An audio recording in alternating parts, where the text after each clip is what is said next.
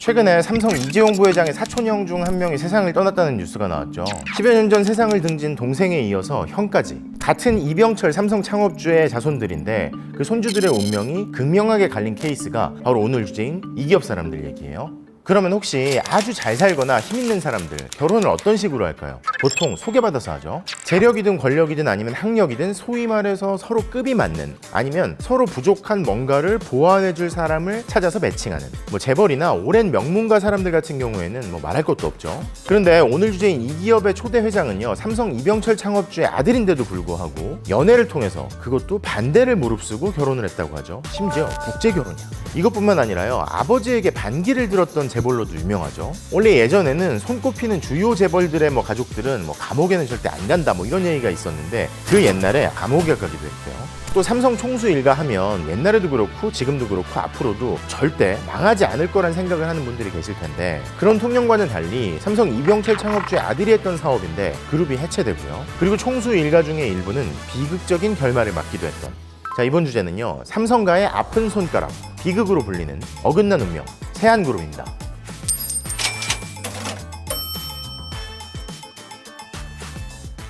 자, 삼성 이병철 창업주한테는 잘 알려진 세 아들이 있었죠. 아시다시피 그 중에 셋째가 지금 삼성전자 이재용 부회장의 아버지인 고 이건희 회장, 삼성그룹의 후계자죠. 그리고 지금 CJ 이재현 회장의 아버지인 고 이맹희 회장. 그러면 셋째, 첫째 하면 둘째도 있을 거 아니에요? 그 둘째가 바로 오늘 주제인 지금은 사라져버린 세한그룹의 이창희 회장이었죠. 이렇게 세 아들의 갈 길이 서로 달라진 데는 사연이 있어요. 삼성이 이미 국내 굴지의 재벌이었던 1966년, 당시에 삼성은 단일 비료 공장으로는 세계 최대 규모였던 한국 비료 공장을 짓고 있었어요. 한국 비료, 줄여서 한비. 그런데 이 한비 공장 건설과 관련된 사카린 원료 밀수 사건, 이른바 한비 사건이라는 게 발생해요. 그러면서 삼성그룹이 정치권과 언론의 집중 포화를 맞고 민심도 흉흉해지면서요, 당시 50대 중반이었던 이병철 회장이 한국 비료를 국가에 헌납하고 경제계에서 은퇴하겠다는 발표를 하죠. 자, 이 사건 전까지만 해도요, 이병철 회장의 세 아들들의 갈 길이 그렇게 극명하게 갈리진 않았어요. 둘째 이창희 회장이 아버지 일을 돕기 전 일본에 머물 때요, 일본에서 만난 현지 여성과 집안에서 반대하는 결혼을 했다고는 하지만요, 국제 결혼이요. 그래서 일본에서 열린 결혼식에 부모님은 참석을 안 했다 이렇게도 하는데, 그래도 한비 사건이 벌어질 당시에는 당시 30대였던 이맹희, 이창희 이 두 형제가 아버지 일을 돕고 있었으니까요. 셋째 이건희 회장은 해외에서 유학 중이었고요. 그런데 이 한비 사건이 터지면서 아버지 이병철 회장은 은퇴를 선언하고요, 한비 공장 건설 관련해서 아버지 일을 돕고 있던 차남 이창희 회장은요, 일선에서 물러났다가 구속이 됩니다. 실형까지 살게 되죠.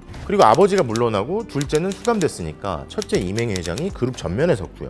근데 이맹희 회장에 따르면요, 몇 개월 뒤에 출소한 이창희 회장이 이 시절 섭섭한 마음을 품었다고 하죠. 형은 그룹 전면에 나섰고 아버지는 은퇴를 선언했다가 서서히 복귀를 준비하고 있는데, 나는 옥살이까지 하면서 어떻게 보면 제일 고생한 나는 배제돼 있나. 그리고 충격적인 일을 벌였다고 합니다.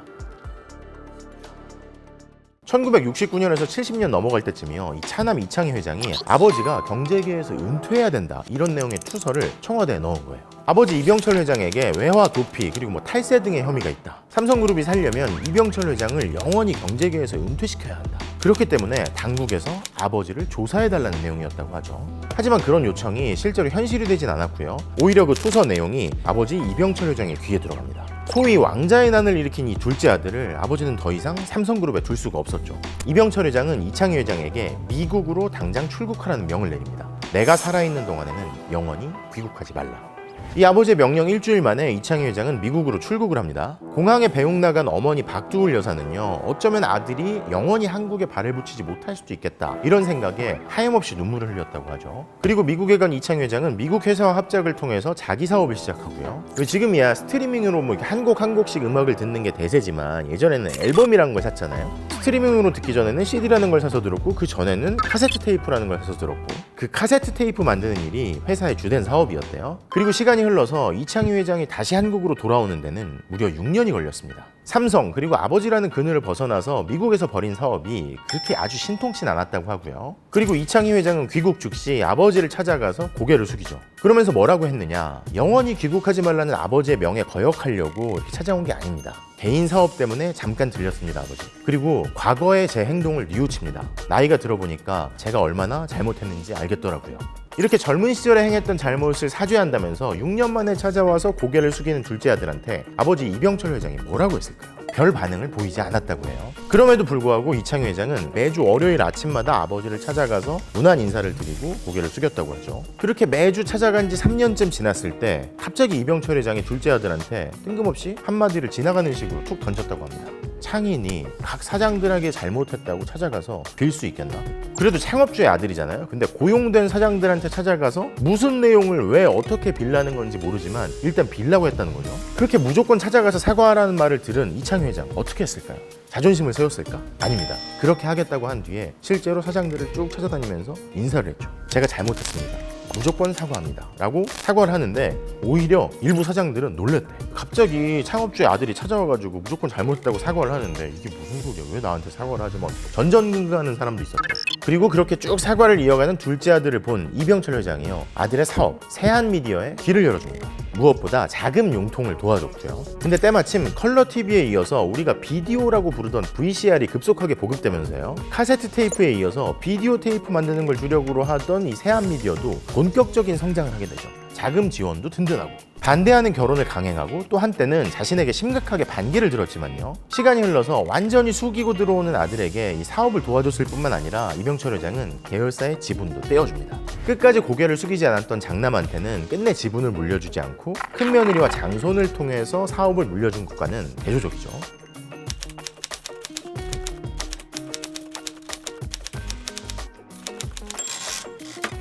그렇게 자리를 잡은 이창희 회장의 사업은요, 합섬과 비디오 테이프 등을 중심으로 성장합니다. 그런데 그렇게 아버지한테 돌아와서 지낸 호시절은 그렇게 오래가질 않았어요. 오늘 오전 충청북도 충주시 목행동에 있는 세한미디어 충주공장에서 큰 불이 일어나서 진화 과정에서 1명이 실종되고 12명이 다쳤으며 경찰 추산으로 100억여 원의 재산 피해가 났습니다. 한창 비디오 테이프로 매출을 늘려가고 회사를 키워가던 1988년 충주에 세계 최대 규모로 세운 비디오 테이프 생산 공장이 가동된 지 1년 만에 큰 화재에 휩싸인 거예요. 인명피해도 발생했고요, 생산 능력을 한 번에 80% 이상 잃으면서 막대한 수출 차질도 빚었죠. 그리고 한창 공장을 재건해서 사업을 다시 궤도에 올릴 때인 1991년 이창희 회장 본인이 백혈병으로 세상을 떠납니다. 이남이자 세한미디어 회장인 이창희 씨가 혈액암으로 입원 중이던 미국 존스홉킨스 대학 병원에서 오늘 숨졌습니다. 극단적으로 맞서다가 고개를 숙였던 아버지가 타계한 지 불과 4년도 안 돼 일어난 일이었어요. 이창희 회장 별세 직후 이 사업들은 이 회장의 부인, 한국으로 귀화한 이영자 회장 체제로 전환됐고요. 아직 20대였던 두 아들, 이재관, 이재찬 두 형제도 금세 사업에 참여하게 됩니다. 겉으로 보기에는 사업들에 별 문제가 없어 보였어요. 일단 세한이 세계 시장 점유율 20% 이상을 점유하는 세계 최대의 비디오 테이프 생산업체가 된 상태였고요. 합성 등 섬유와 미디어에 이어서 건설, 이동통신, 엔터테인먼트 등등 신사업 진출도 착착 진행되고 있는 것 같았기 때문이죠. 그러면서 1995년 이창희 회장의 남은 가족들이 삼성에서 나와서 세한그룹으로 독립을 했는데 여기저기서 문제가 터져나오기 시작합니다. 일단은 카세트 테이프, 비디오 테이프, 이 테이프 시장이 죽어가고 있었다는 거예요. 이미 90년대 초반부터 공급 과잉으로 이 테이프 가격이 떨어지고 있었고요. 또 카세트 테이프, 비디오 테이프 같은 게 점점 CD 같은 거에 막 밀리고 있었고, 그래서 일본 업체들 같은 경우에는 생산을 점점 줄이고 있는데 세한한테는 이 사업이 너무 컸던 거죠. 또 무엇보다 세한은 삼성에서 독립하기 시작한 1995년부터 무려 1조 원 이상을 필름 사업에 투입할 정도로요, 막대한 시설 투자가 필요한 사업들로 영역을 확대해가고 있었어요. 그리고 1997년 세한그룹과 삼성그룹의 지분 정리가 완료되고 재계순위 27위의 세한그룹이 새 CI를 발표하면서 30대 후계자가 전면에 등장하던 그 해말 IMF 외환위기가 발생합니다. 주력이었던 합성 섬유 사업의 공급 과잉으로 채산성이 악화되고 필름 사업도 비슷하고 건설 등의 신사업도 안 좋고 이자 부담이 늘고 부채 비율은 더 높아지고. 근데 워낙 당시에 상황이 안 좋아서 그렇지 세한의 적자 폭이 상대적으로 다른 부실 기업들에 비해서 그렇게 크진 않았다. 그리고 세한에는 알고 보면 알짜 사업이 많았다, 이런 평가가 있는데요. 하지만 다급한 상황에 놓이면 판단력이 흐려질 때도 많잖아요. 다급해진 세한은 원사, 필름 등 알짜 사업의 지분을 일본 도레이에 넘기고요, 거기서 마련한 돈으로 막 여기저기 급한 불을 막 끄려고 했어요. 그러면서 알짜를 버리고 부실한 신규 사업들에 돈을 넣고 선택과 집중을 하지 못했다는 평가가 많죠. 그리고 급기야 세한그룹은 2000년에 워크아웃을 신청합니다. 30대에 화려하게 급부상했던 이재관 부회장은요, 자택과 부동산 등 전 재산을 내놓고 경영권을 잃게 되죠. 세한그룹의 계열사들은 뿔뿔이 흩어졌고요, 세한이라는 이름도 사실상 사라져버렸죠. 그리고 후계자로 불리던 그룹 총수의 가족들은요, 삼성 이병철 창업주의 자손들이라는 표현에 걸맞지 않게 비극적인 죽음을 맞이하기도 했습니다. 일부는 생활고를 겪기도 했고요. 세한그룹이 몰락한 이유를 두고 훗날 사람들은 여러 해석을 내놨어요. 세상의 변화를 읽지 못한 무리한 확장이 있었고, 그에 대한 판단을 제대로 하지 못한 경험이 부족한 총수 일가가 있었고, 하필이면 위기 직전에 삼성의 그늘에서 벗어났고 IMF 외환위기까지 만난 때가 안 좋은 측면이 있었고 등등. 뭐 해석은 다양하겠지만요, 그러한 해석들 가운데 특히 눈에 띄었던 점은요, 세한그룹의 총수 일가가 측근으로 두었던 이들이 함량 미달이었다고 증언한 이들이 여럿 있었다는 거예요. 이 대목에서 저는 과거 삼성 이병철 창업주가 했던 이야기가 떠오르더라고요. 사업을 이 정도 읽어보니 사업의 승패에 대해서는 확신이 섰는데 사람에 대한 판단에는 반반의 확률밖에는 자신이 없다. 자, 세한도 그렇고요. 어떤 케이스건 간에 위기에 대비하고 또 위기를 만났을 때 그걸 극복하고 미래를 개척할 만한 사람을 뽑아서 쓰지 못하는 건 결국 그러한 권한을 가진 이들의 책임이겠죠. 대한민국에서 가장 성공한 기업가 후손들의 비극, 그리고 그들이 이끌던 기업이 쓰러진 이유, 여러분은 뭐라고 생각하십니까?